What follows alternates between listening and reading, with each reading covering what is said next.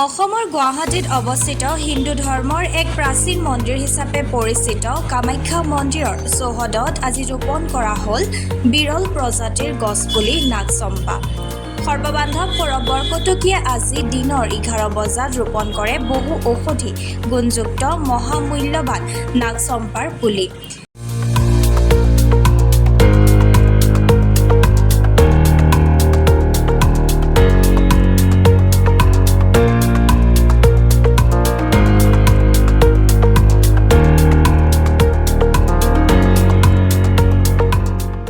কৰ্তৃপক্ষৰ লগতে বৰদিউৰি নৱ আঠপৰীয়া বেণুধৰ মালী আদিয়ে আজি ৰোপণ কাৰ্যসূচীত অংশগ্ৰহণ কৰে।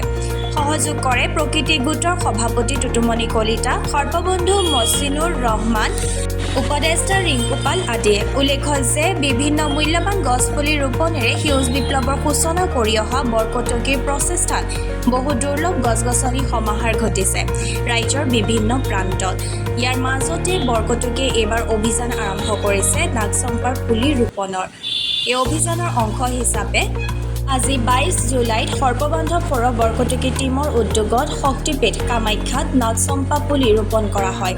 উল্লেখ্য যে 2017 চনৰ পৰা আজিলৈকে নাগচম্পা ৰোপণৰ ক্ষেত্ৰত বৰকটকীয়ে কোনো চৰকাৰী অনুদান কিংবা বেচৰকাৰী সহায় নোলোৱাকৈ সম্পূৰ্ণ নিজাববীয়াকৈ ৰোপণ কৰি আহিছে নাগচম্পা। ইয়াতকৈ আৰু আজি দিনটো মোৰ কাৰণে বিৰাট সৌভাগ্যৰ দিন। এনেকুৱা এটা দিন মই পাইছোঁ, মা কামাখ্যাই মোক মাতিছে আৰু এইটো গোটেইখিনি আমাৰ নৱই কৰিছে, আমাৰ ইয়াৰ নৱই কৰিছে। আৰু মা কামাখ্যাৰ নৱই ক'লে, নৱক মই সুধিছোঁ, নৱই কৈছে এজোপা দাদা আমাৰ তাত ৰুব পাৰিব, ধুনীয়া হ'ব। মই তেতিয়া লগে লগে আৰু আজিৰ দিনটো আমি ঠিক কৰিলোঁ। মই ৰিংকু, মহচিনুৰ, টুটুক লগত লৈ পুৱাই আহিলোঁ, আহি পেলাই ইয়াতে নাগচম্পাজোপা আমি ৰোপণ কৰিলোঁ। বৰ সুন্দৰ জেগা পাইছোঁ। আৰু এই নাগচম্পা অসমৰ বিৰল গছ, অসমত খুব 5-6জোপা গছে আছে। আৰু এইজোপা অসমৰ বাহিৰে ভাৰতৰ যিখিনি মন্দিৰ আছে সকলো মন্দিৰতে এই নাগচম্পা গছৰ পোৱা যায়। আৰু ইয়াৰ ঔষধি গুণখিনি বহুত আছে। ইয়াৰ পাতৰ পৰা, ফুলৰ পৰা, ছালৰ পৰা, শিপালৈকে সকলোখিনি ঔষধি।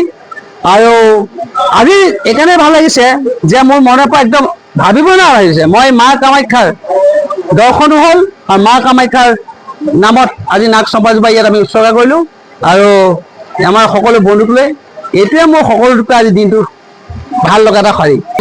মানে মই সৌৰভদাৰ মোবাইলত মই দেখিলোঁ, ফেচবুক পেজত দেখিলোঁ। তাৰ সৌৰভদাক মই কল কৰিলোঁ যে সৌৰভদা আমাৰ ইয়াতে এটা নাগচম্পা ৰুব লাগে, আপুনি পাৰিব নেকি? তেখেতে লগে লগে ক'লে যে পাৰিম বুলি কোৱাৰ লগে লগে আৰু আজি উপস্থিত হ'ল। মোৰ বহুত ভাল লাগিছে আজি যে সৌৰভদা যে এনেকুৱা এটা পদক্ষেপ ল'লে। বহুত বহুত ধন্যবাদ সৌৰভদাক। ৰাস্তাৰ দায়িত্বটো ময়ে লৈছোঁ, পানী চানী দিয়া, চাফা চুফা কৰা চব ময়ে কৰিম।